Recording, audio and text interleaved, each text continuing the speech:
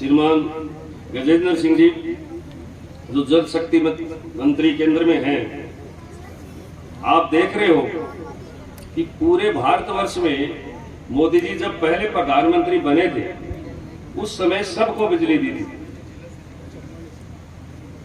500 रुपए में भी 7 लाख में बिजली दी थी।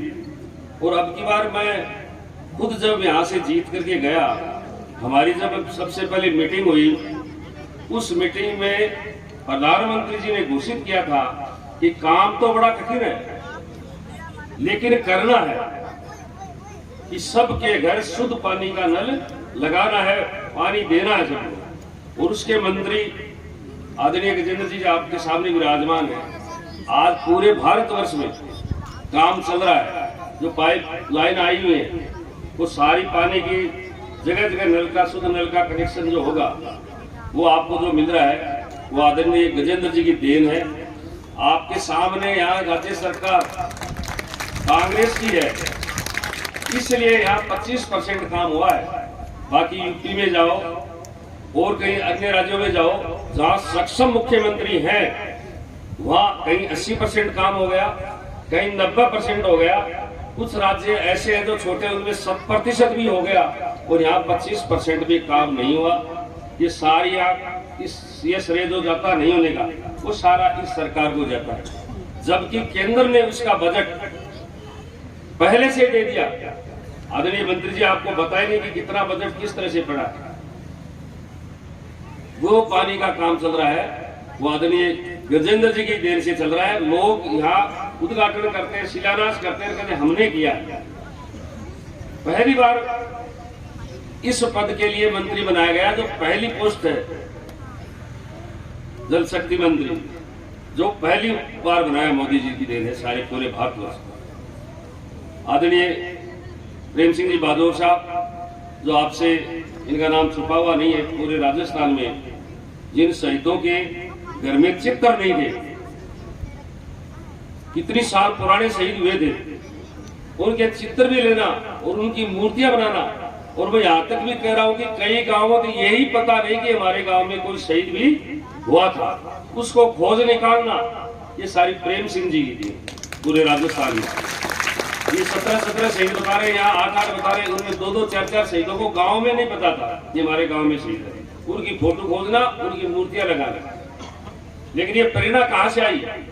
ये भारतीय जनता पार्टी के मुख्यमंत्री के द्वारा ही आई कि उनके घर जाओ और देखो, उनकी समस्याएं सुनो। जब समस्याएं सुनी, जब पता चला कि हमारे इस गांव में इतने से नहीं, इन्होंने रिकॉर्ड लिया, जब पता चला कि इन गांवों में भी शहीद हुए।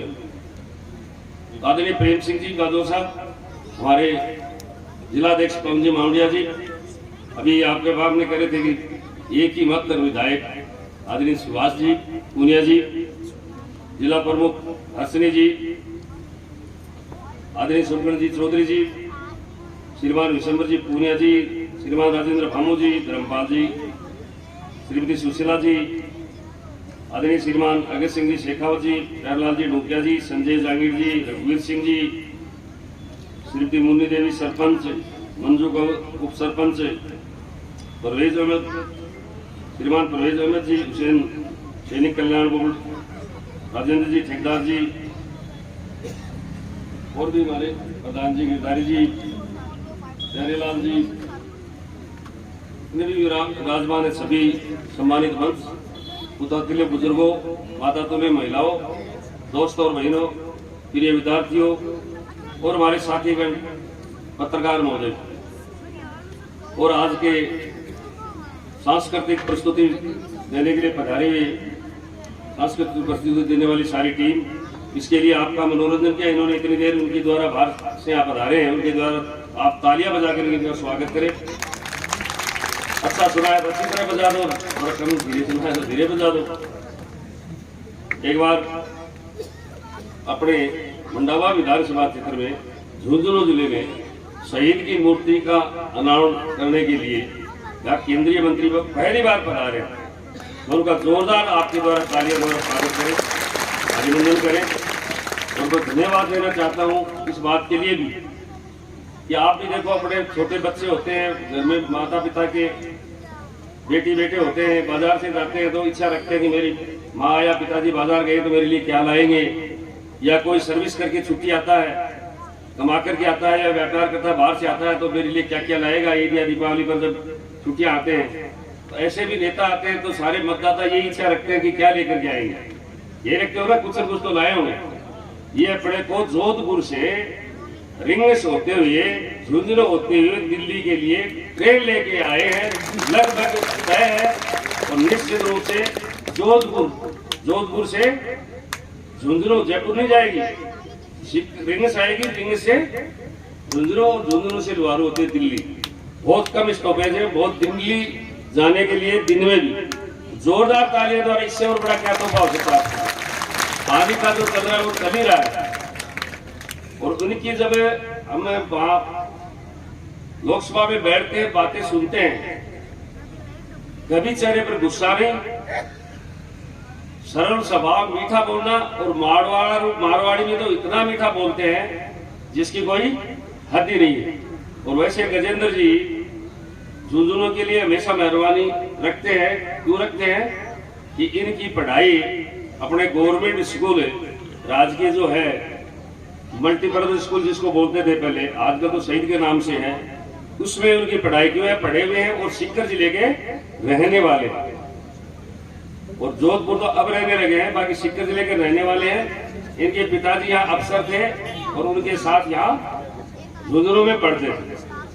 तो हम खुद धन्य हैं इस बात से कि हमारी राजकीय सरकारी स्कूल में पढ़ करके और इस केंद्र तक मंत्रिमंडल बनना हम अपने आप को भी सौभाग्यशाली समझते हैं।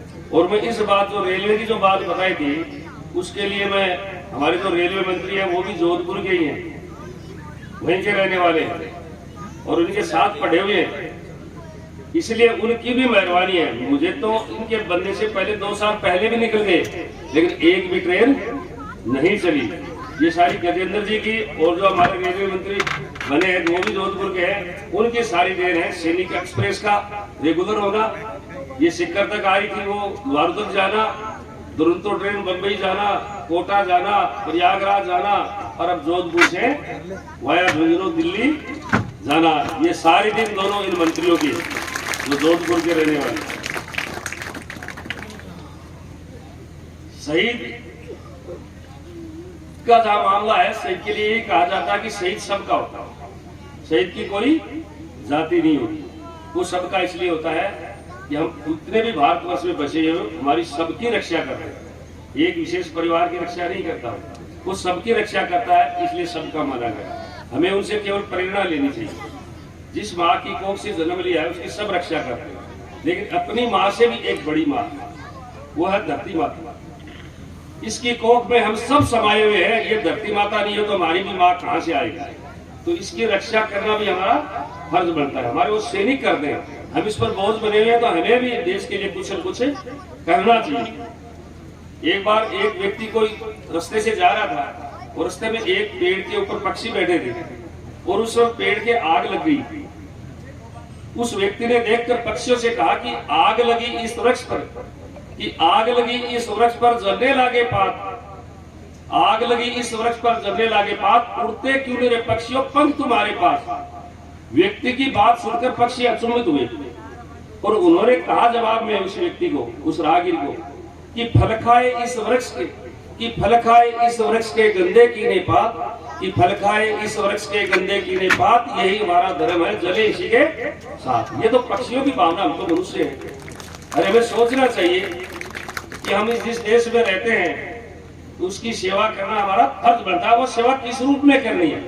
मोदी जी ने कहा कि सबका साथ सबका विश्वास। और अब की बार इस तिरंगा झंडा जब दिल्ली में फहरे तो क्या कहा कि सबका प्रयास। आप सबका हमारा प्रयास होगा तो देश आत्मनिर्भर बनेगा, देश एक नंबर का बनेगा विश्व में। ये सबका साथ और सबका प्रयास आपको देना है, देश निश्चित रूप से बढ़ेगा। और उसके लिए कुछ नहीं करना है, जो काम मिला हुआ है वो अच्छी तरह से हमें करना है, इससे हमारा देश आगे बढ़ेगा। सेना का काम हमें नहीं करना है, सैनिक लड़ रहे हैं, हमारी बेटी बहनें सब लड़ रही हैं। आजकल तो लड़कियां भी जाने लगी हैं सैनिक स्कूल, मिलिट्री स्कूल में भी मोदी जी ने कर दिया कि सैनिक स्कूल और मिलिट्री स्कूल में भी लड़कियां पढ़ेंगी, पहले नहीं पढ़े थे। और जबकि हमारे राजेंद्र जी कह रहे थे 370 धारा का हटना, राम मंदिर का बनना और बहुत सी चीजें, आपको कितने हथियार बनते हैं, मोदी जी ने क्या क्या नहीं किया आपके सामने है। पहला प्रधानमंत्री है जिसने केंद्र से जनता से सीधा जुड़ा और जनताओं के खाते में सीधे पैसे आने, कोई सुविधाएं आनी। मैं तो आपसे ये पूछता हूँ कि कोई भी व्यक्ति ऐसा हाथ खड़ा करके बता दे कि मोदी जी से पहले प्रधानमंत्री थे वो दिल्ली से हमारे को ये सीधी सुविधाएं आती थी। एक भी व्यक्ति को खड़ा करके बता दे। आज सीधे पैसे मोदी जी द्वारा पानी देना, बिजली देना, सड़कें बनाना पहली बार हो रहा है केंद्र की स्कीम के अलावा। ये केंद्र के डिपार्टमेंट नहीं है, फिर भी ये काम हो रहा है आपके साथ। आते ही कहा था मैं खाऊंगा, मैं खाने दूंगा, ये सब करके दिखाया। हमारा सारा मंत्रिमंडल, सारे मंत्रिमंडल नहीं, सारे सांसद भारतीय जनता पार्टी के दिन रात काम करते हैं, दिन रात काम करते हैं। हमारी लोकसभा चलती है, हम 12-1 बजे तक मंत्री जी काम करते हैं। यही नहीं, हमारा जो मुखिया है प्रधानमंत्री मोदी जी, वो भी लोकसभा के अंदर 12-1 बजे तक घूमते रहते हैं, चक्कर लगाते रहते हैं। सारे ईमानदारी से काम करते हैं। न खाऊंगा न खाने देने वाला काम आपके सामने करके दिया। 8 साल 9 साल होने जा रही है, एक भी कहीं आपने सुना हो? और यहाँ राज्य सरकार में देखिए रोज महिलाओं के साथ क्या हो रहा है, पुरुषों के साथ क्या हो रहा है। कुछ केंद्रीय स्कीम या राज्य सरकार की स्कीम किस तरह से लड़ रहे हैं, किस तरह को भगवान भरोसे सब कुछ चल रहा है। यह हमें सोचने की बात है। ये शहीदों से हमें प्रेरणा लेनी चाहिए, हमें काम करना चाहिए।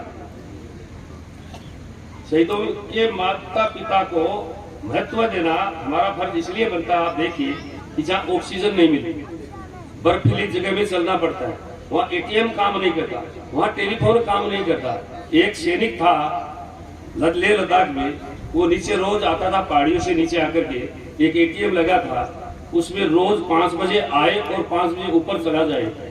उसको दुकानदार ने देख लिया कि ये रोज व्यक्ति आता है सही टाइम पर 5 बजे ही आता है फिर चला जाता है, ऐसा क्यों कर रहा है। तो एक दिन उसने हिम्मत करके पूछा कि भाई साहब आप रोज आते हो, रोज आते हो, इसमें पैसे निकालने तो एक दिन डाल दो, निकालो, या डालने तो एक दिन में डाल दो, 5-10 दिन से आज आप रोजाना क्यों आते हो। दूसरे क्या कहा कि हमारे ऊपर टेलीफोन काम नहीं करता, एटीएम है नहीं, मैं 100 रुपए जमा कराता हूँ रोज और दूसरे दिन 100 रुपए निकालता हूँ। उसका समाचार मेरी पत्नी के पास चला जाता है कि 100 रुपए जमा हो गए और अब 100 रुपए निकले, इसलिए मैं सैनिक हूँ, जिंदा हूँ। तो ये पता चल जाता है कि परिवार में मैं जिंदा हूँ। ये व्यवस्था भी मोदी जी ने की। ऐसे है सैनिक, और उसके लिए हम मान सम्मान नहीं करें।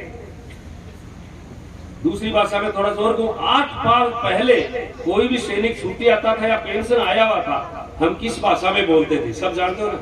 8 साल पहले जब मोदी जी का राज नहीं था ना, तब सब क्या बोलते थे फौजी या सैनिक को, आप अपनी सब जानते हो। और 8 साल आने के बाद में हमारे देश के युवाओं में, ये बूढ़े बुजुर्गों में, माता बहनों में, महिलाओं में, विद्यार्थियों में, पूरी जनता में देश के प्रति आत्म सम्मान, मतलब देश के प्रति हमारी लोकप्रियता, ये हमारा देश है तो हम पहले देश फिर हमारा परिवार, ये भावना सैनिकों के प्रति अच्छी भरी तो आदरणीय मोदी जी ने भरी है। आज आप सम्मान करते हो नहीं करते हो, उस भाषा में बोलते हो जिस 8 साल या 9 साल पहले एक सैनिक को आप जिस तरह से गांव में बोलते हो। ये सारा मान सम्मान मोदी जी ने हमारे अंदर भर दिया। देश प्रेम की भावना, स्वच्छता अभियान देख लो, सैनिकों प्रति मान सम्मान देख लो, हमारे हथियार देख लो। आज मोदी जी में जो विशेषता है वो किसी भी व्यक्ति विश्व में नहीं है।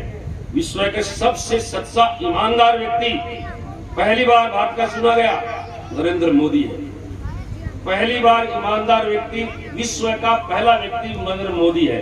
पहली बार चुना गया भारत से, आज तक कोई नहीं चुना गया कोई। अन्य देशों में 2 या 4 भी मिल सकते हैं, लेकिन भारत का एक ही व्यक्ति है, वो भी पहले नंबर पर। और सबसे विश्व में राजनेता मतलब अच्छा काम करने वाला प्रधानमंत्री, वो भी नरेंद्र मोदी है। ये अपने आंकड़े नहीं है, ये अमेरिका जैसे देश विकसित देशों के। आज हम कैसी स्थिति पर कहां पहुंचे, इनमें सैनिकों का भी सबका साथ है और आप लोगों का भी साथ है। तो आपसे निवेदन करते हैं मोदी जी बार बार कि भारत की बनी हुई वस्तुएं ही खरीदे, हम आपका पूरा साथ मानेंगे, हमारा देश आत्मनिर्भर निश्चित रूप से बनेगा। तो आप लोगों ने आज इस मान सम्मान आप लोगों ने किया है, लेकिन मान सम्मान आप सबका है। बनाने वाले महान होते हैं, बनने वाले महान नहीं होता। आप लोगों की वजह से हमें आज यहाँ बैठे हैं। ये हमारे मोदी जी के आदेश है कि जनता में जाओ, आपको राजा बना करके भेजा है तो जनता ने भेजा। आपके लिए तो देवी देवता या जो कुछ है वो कौन है? ये जनता है। इसलिए हम जनता के आपके बीच में रहते हैं, सब सेवा करते हैं, आपकी सेवा करेंगे। आपने इस कार्यक्रम की शोभा बढ़ाई है, इसलिए आपका हार्दिक स्वागत है, अभिनंदन है। जय हिंद, जय भारत। बहुत बहुत धन्यवाद।